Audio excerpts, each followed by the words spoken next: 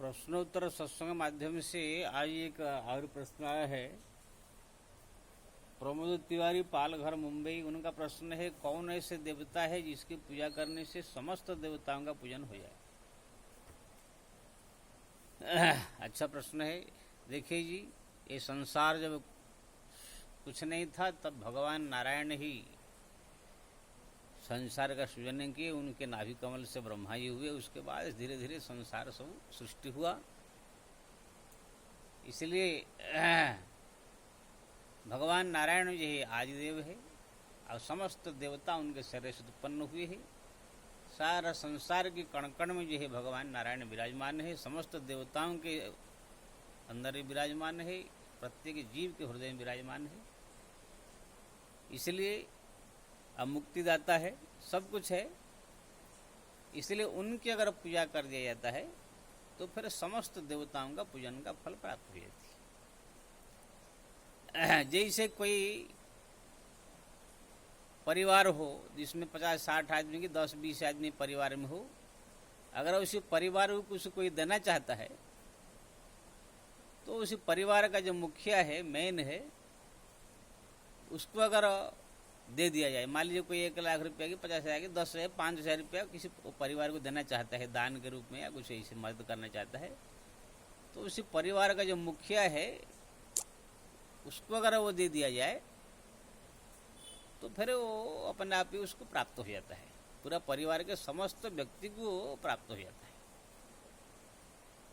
और उसमें सब लोग को वो पैसा से उनको भोजन पानी जो कुछ भी सब मिलेगा।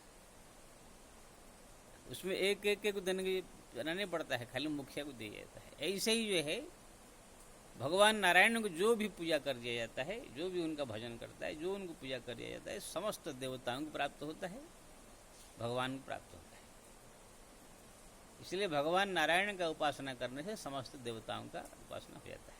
लेकिन फिर भी जैसे कोई किसी परिवार में 20 आदमी हो, उसको अगर कोई 5,000 10,000 मदद करना चाहता है तो मुखिया को देने के बाद तो सब मिल जाता है। लेकिन मुखिया को देने के अलावा अगर परिवार के और सदस्य को अलग से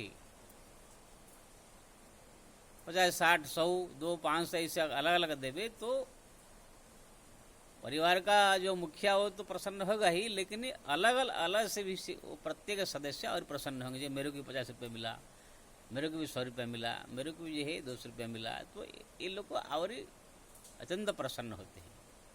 ऐसे ही जो है भगवान नारायण का उपासना करने से देवताओं की तो पूजा हो जाती है। फिर भी अगर हम अलग से भगवान नारायण की पूजा के साथ साथ अगर अन्य देवताओं का भी अलग से हम लोग को जो है पूजन करें तो वो लोग को और स्पेशल रूप में जो है प्रसन्न होते हैं। जैसे कोई अगर किसी प्रजाओं को जो है कुछ देना चाहता है, कहाँ पर बाढ़ आ गया या कोई अकाल पड़ गया, वहाँ पर जाकर लोग जो है मुख्यमंत्री कोष में या प्रधानमंत्री कोष में दान करते हैं, तो वहाँ देने के बाद प्रधानमंत्री की तरफ से फिर वो एरिया में सब अपने आप पहुँच जाता है। लेकिन फिर भी प्रधानमंत्री को देने के साथ साथ अगर हम जा करके अलग से फिर अपने वहाँ पर अन्न क्षेत्र खोलेंगे या कुछ ऐसे दान करेंगे तो वो लोग को, प्रजा लोग को और प्रसन्न हो। ऐसे ही जो है हम लोग को भगवान नारायण की उपासना करने के साथ साथ अगर हम अन्य देवताओं की भी उपासना करते रहेंगे थोड़ा अलग से, तो भी ये लोग को और ज़्यादा प्रसन्न होते हैं।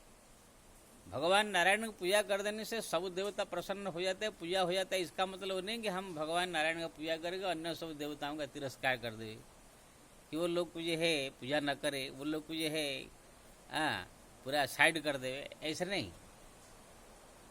हमारा शास्त्र के अनुसार भगवान नारायण की पूजा करे, साथ साथ में शिव जी का पूजा करे, ब्रह्मा जी की पूजा करे, अन्य जितने सब देवी देवता सबका आराधना करे, सबको सम्मान दे, सब कुछ है वो पूजन करे। ऐसे तो हमारा गोस्वामी तुलसीदास जी इतना रामायण में लिखे हैं कि कोई ऐसे देवता नहीं जिसका वंदना नहीं किया। यहाँ तक भी दुष्टों को भी वंदना कर दिया। शिव राम मैं सब जगह जान करो प्रणाम जोरी जुगो पानी, सबका वंदना किया। तो आप जो भगवान नारायण का उपासना कीजिए, करने से सबकी पूजा हो जाएगा। फिर भी आप कोई भी देवता अगर और कहाँ मिलते हैं तो उनका भी आप प्रणाम कीजिए, उनका भी सम्मान कीजिए, उनका भी आदर कीजिए। ऐसे नहीं कि हम भगवान नारायण की पूजा कर रहे हैं, अन्य देवता को हम प्रणाम नहीं करेंगे और सम्मान नहीं देंगे, ऐसे नहीं होना चाहिए। ऐसे होने से फिर ये अशास्त्रीय हो जाएगा। जय श्री राम।